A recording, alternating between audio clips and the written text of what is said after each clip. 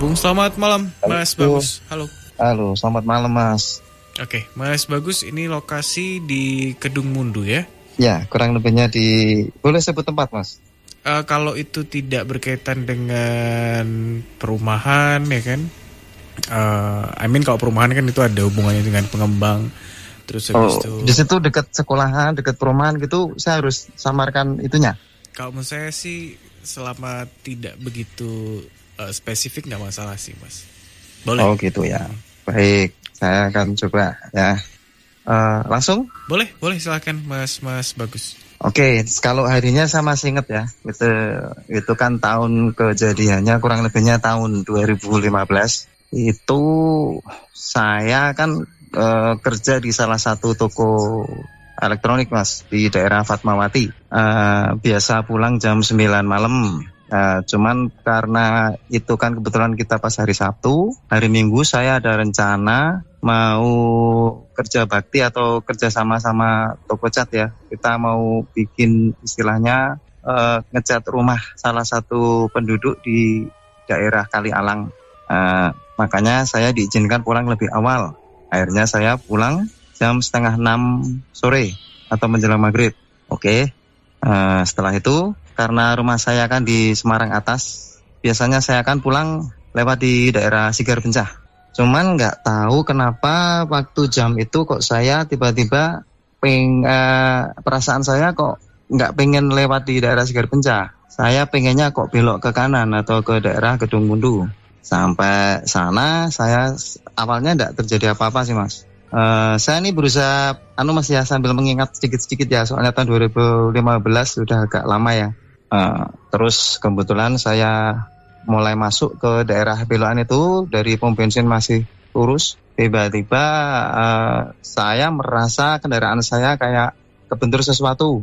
Sampai detik ini pun saya tidak tahu apa yang saya bentur awal itu. Cuman setelah saya jalan beberapa meter, saya baru lihat, Mas, itu seperti ada kelapa yang besar itu mulai mengenai roda depan saya. Saya kan naik motor cowok, Mas, yang ada koplingnya tuh. Mulai satu kelapa saya diam. Terus saya jalan lagi beberapa meter, ada kelapa lagi yang mendatangi saya lagi. Terus saya jalan lagi, terus sampai kelapa yang ketiga mengenai roda depan saya mulai merasakan kendaraan saya jadi berat, Mas. Jadi saya merasa memboncengkan sesuatu di belakang saya. Soalnya kan motor yang saya naik itu mulai istilahnya apa ya, kayak montang-manting ke kanan kiri kayak saya mengangkat beban berat sekali. Sampai saya merubah gigi dari gigi 5 sampai ke gigi 1, motor itu kayak enggak ada tenaga, Mas. Langsung saya belum sampai kaget ke sana. Nah, roda belakang saya pecah. Feeling saya mungkin saya mengangkat sesuatu yang berat waktu itu. Nah, setelah saya mengalami itu, otomatis saya kan turun dari motor itu, saya ngecek roda. Saya ngecek roda, ternyata roda saya pecah, Mas.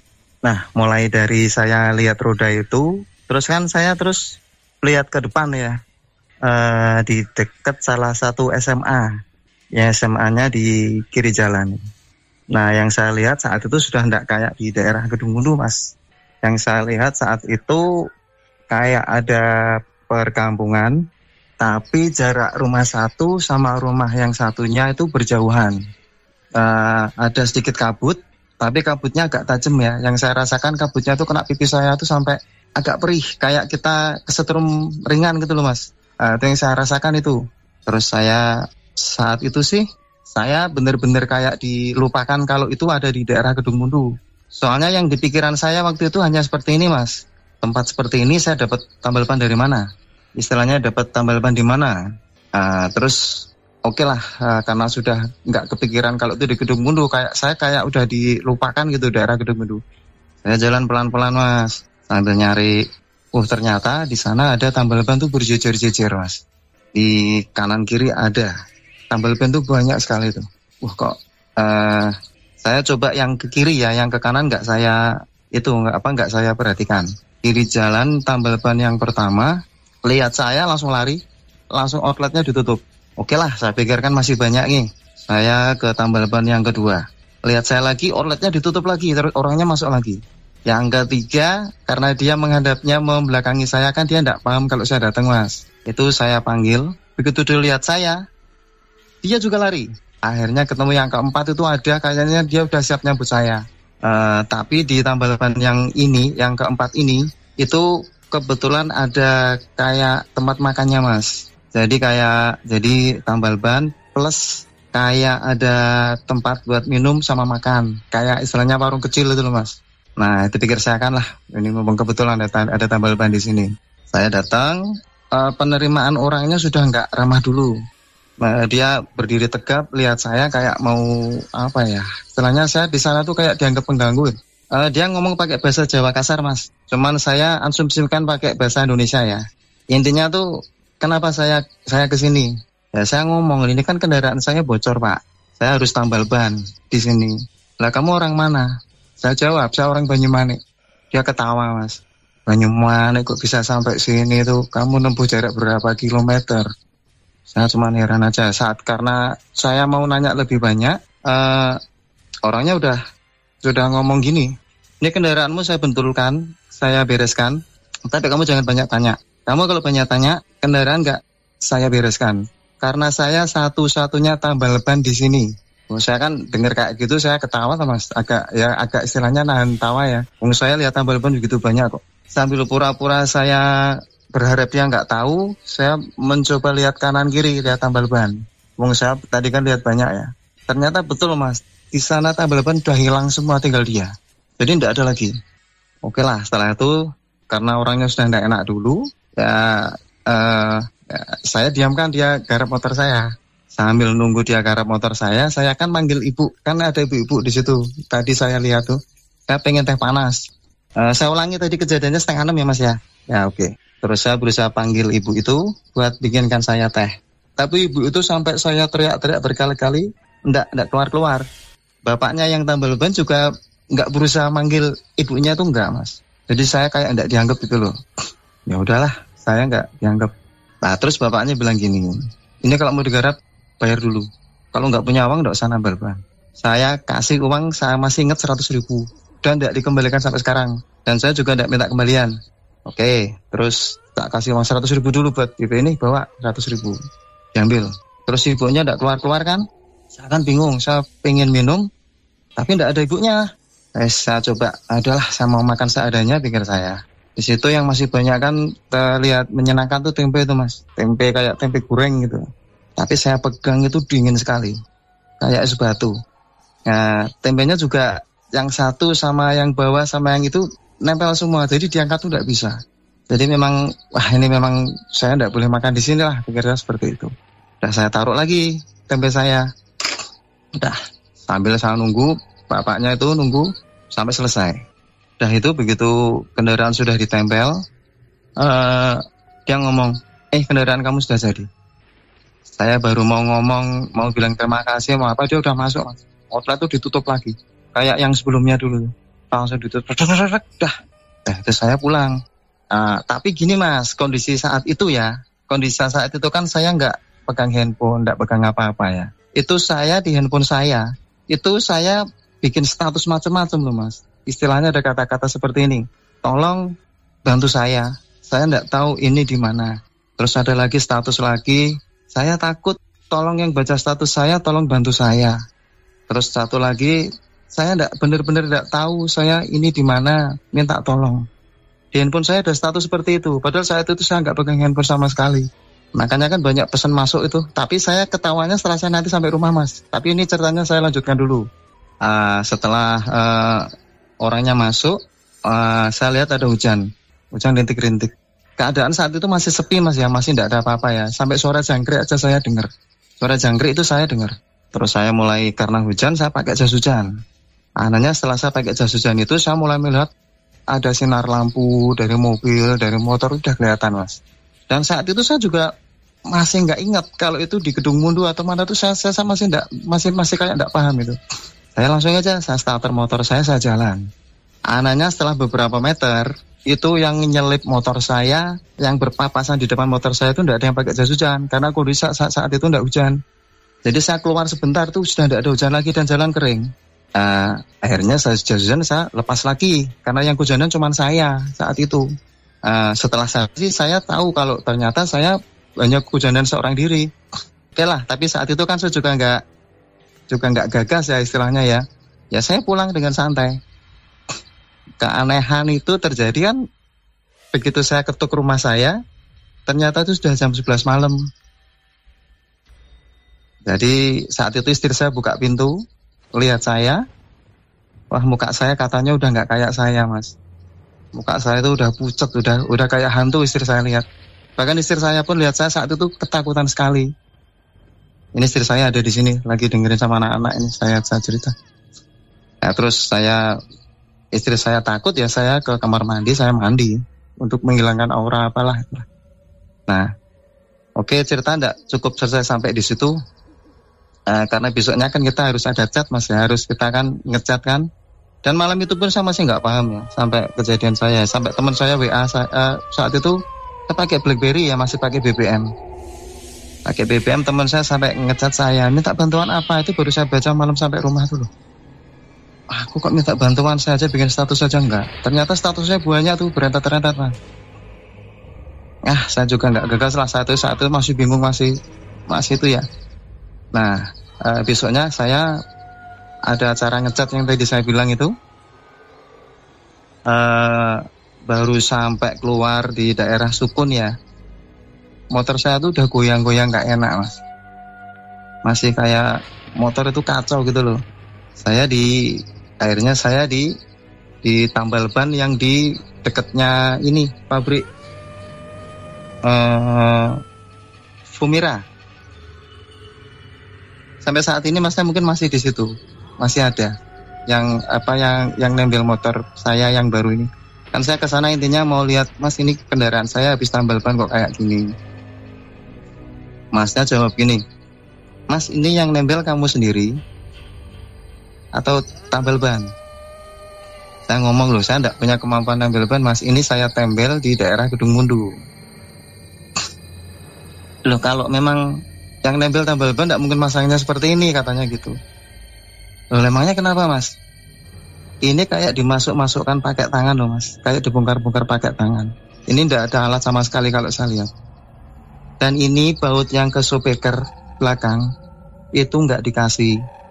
Jadi kalau mas tidak mampir ke sini atau mungkin mas jalan ke daerah Gombel, kemungkinan besar mas jatuh di daerah Gombel. Katanya gitu. Setelah kejadian itu, ketika kita sampai di Kali Alang, itu ada cewek dua di belakang Pak Lurah. Yang saat itu kan Pak Lurah sedang pidato ya, sedang pidato mengenai kedatangan tim kami yang cat rumah kan di beberapa kampung. Itu saya diperhatikan sama dua perempuan. Itu ketawa-ketawa. Nah saya kan iseng tanya sama teman saya kan. Itu ada cewek cantik ketawa-ketawa terus. Jadi saya kenapa? Jadi habis kejadian malam itu saya tuh kayak merasa dibuntuti orang gitu loh mas. Soalnya teman saya yang saya tanyain itu keadaan siang hari itu. Padahal kejadiannya waktu orang ketawa itu sekitar jam 11:30 lah. Teman saya tuh tidak lihat ada dua cewek di belakang Pak Lurah tuh tidak ada. Oke lah, setelah itu karena bos saya lihat keanehan di saya kan, karena saya seperti orang ketakutan, saya disuruh pulang lebih awal.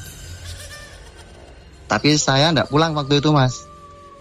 Saya ke daerah Gedung Mundu, ngajak teman saya cowok lah ya, istilahnya tak pakai buat saksi. Itu buat nyari tambal ban yang tadi malam. Setelah saya cari puter-puter di tempat yang sama, kejadiannya yang mana, tidak ada tambal ban di situ mas.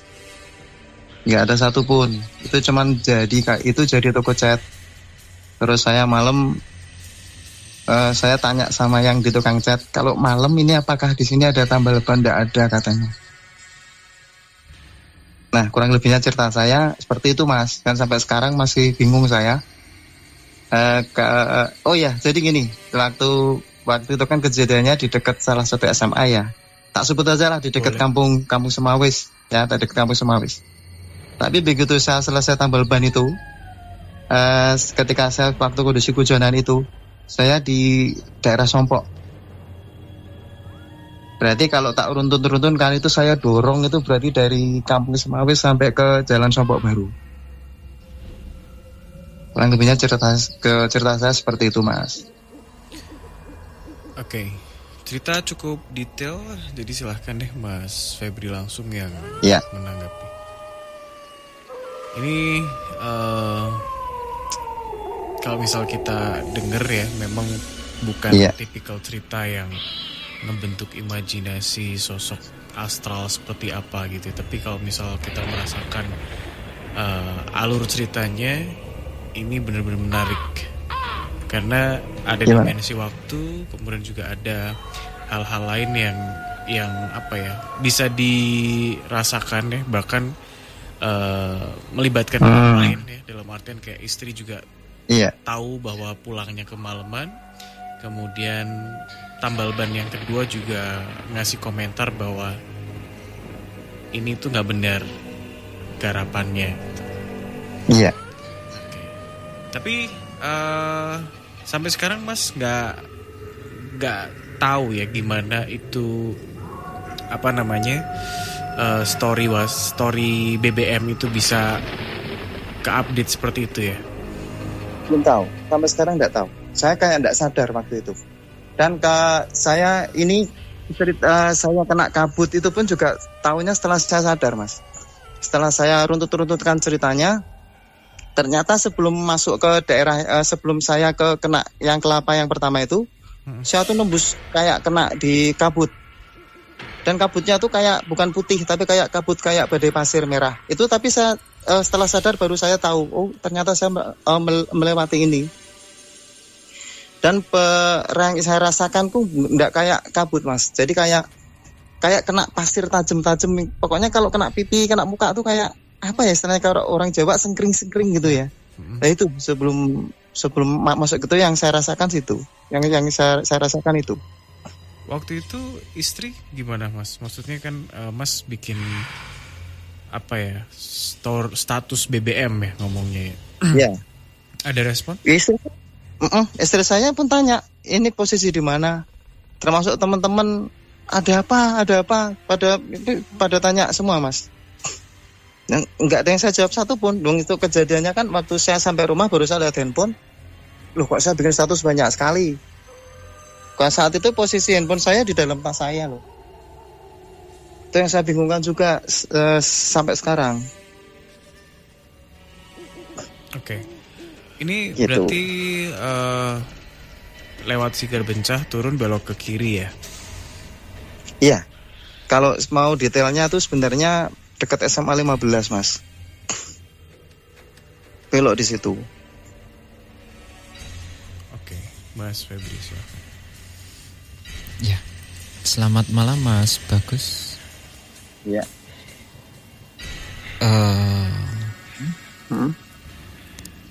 Itu waktu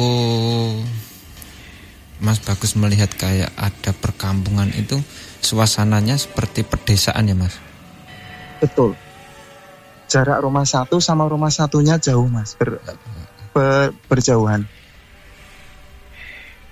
Kayak ya layaknya pedesaan yang berada Betul. di kayak kaki gunung gitu ya Mas ya? Betul, kayak di kaki gunung, betul. Ya. Jadi tapi saya sama sekali nggak Mas, nggak sadar. Logikanya ya, begitu saya lihat ban itu, saya lihat, loh kok sepi? Ini kan Gedung Mundu, harusnya kan gitu Mas ya? Iya, iya. Ini saya sama sekali nggak kepikiran kalau itu Gedung Mundu loh. Ya. Jadi kalau yang saya tahu ya Mas ya, iya. Pada waktu itu Mas Bagus itu kayak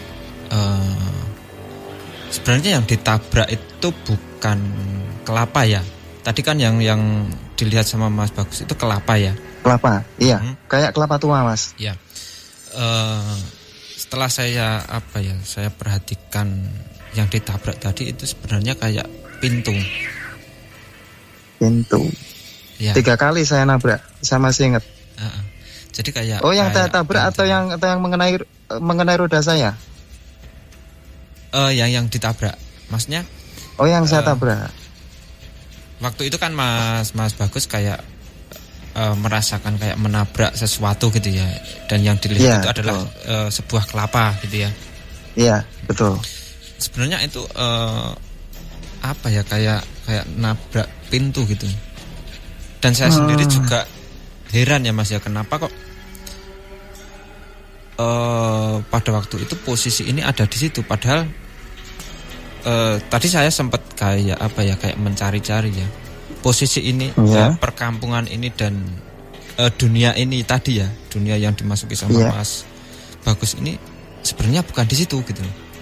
Tapi pada waktu itu kenapa kok ada di situ? Saya juga heran gitu. Jadi itu memang perkampungan gaib ya, yang berada di, yang saya bilang tadi kayak di kaki gunung gitu tadi Mas. Jadi pada waktu Mas Bagus kayak merasakan kayak nabrak sesuatu itu tadi, itu sebenarnya yang saya lihat itu kayak menerobos pintu gitu.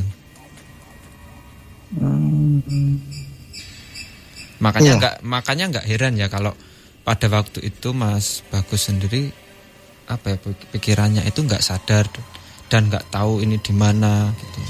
Dan bahkan mungkin pada waktu itu pun juga sepi gitu. Iya, betul. Memang saya pun bisa dengar suara jangkrik. Suara jangkrik saya bisa tahu. Iya. Bisa dengar lah. Memang seperti itu Mas. Yang saya rasakan juga seperti itu ya, kayak ya suasana pedesaan lah gitu yang saya rasakan gitu.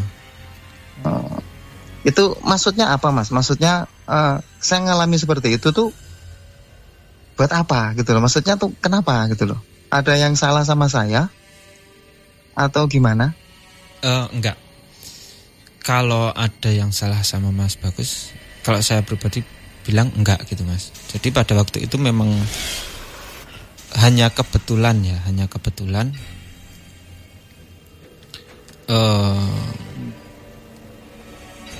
kebetulan Mas Bagus lewat situ. Biasanya kan nggak pernah lewat situ gitu ya kalau pulang kerja. Iya, betul. Kebetulan lewat situ, dan kebetulan juga ini posisi ini tadi ada di situ gitu Mas. Saya sendiri juga heran karena yang saya tahu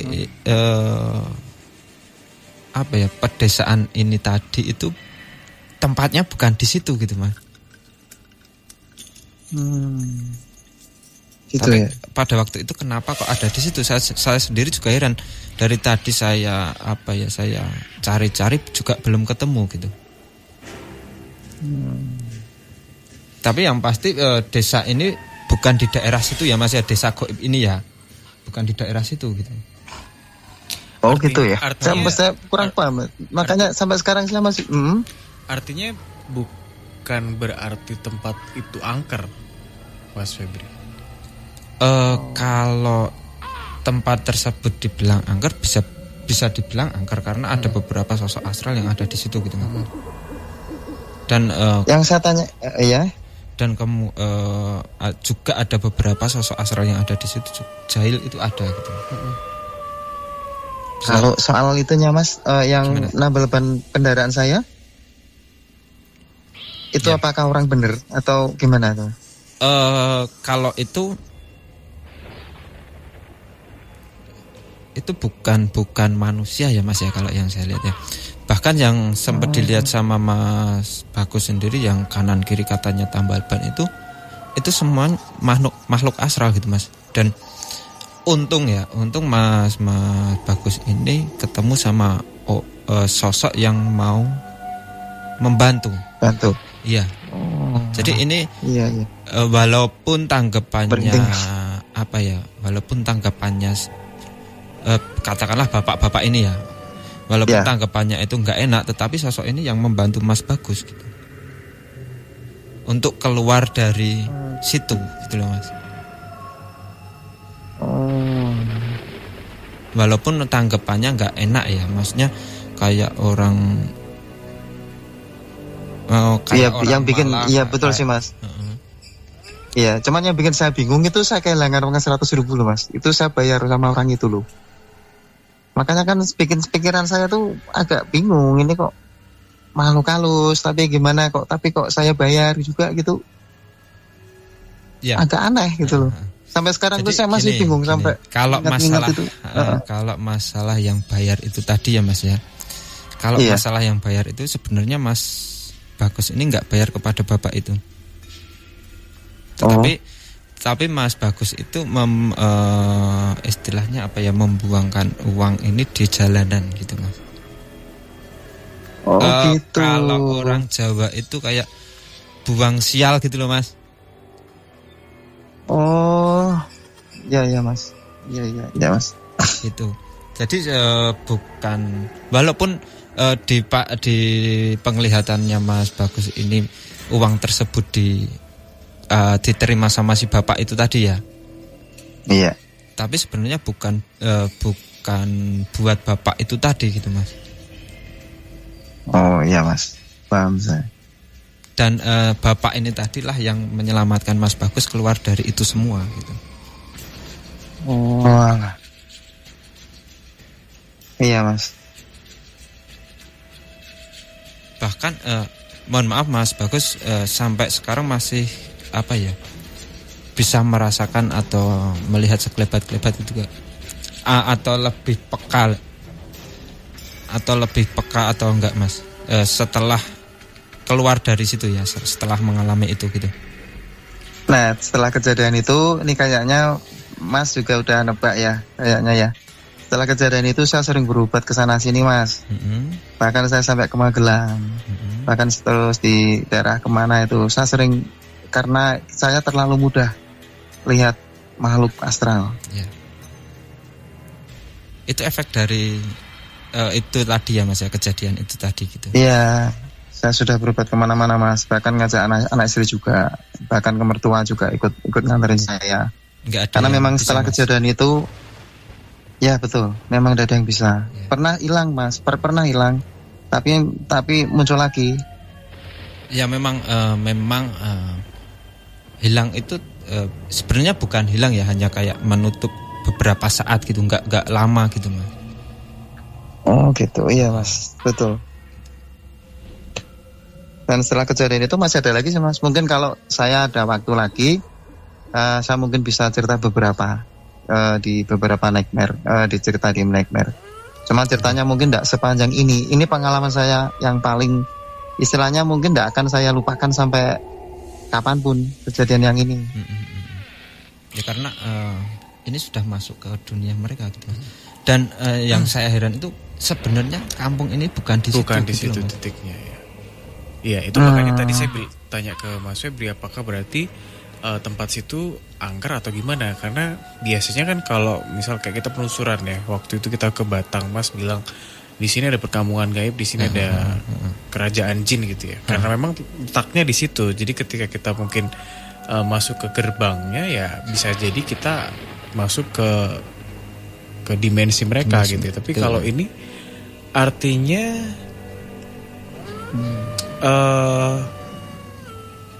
apa ya? Ya belum terpecahkan ya Mas Febri ya.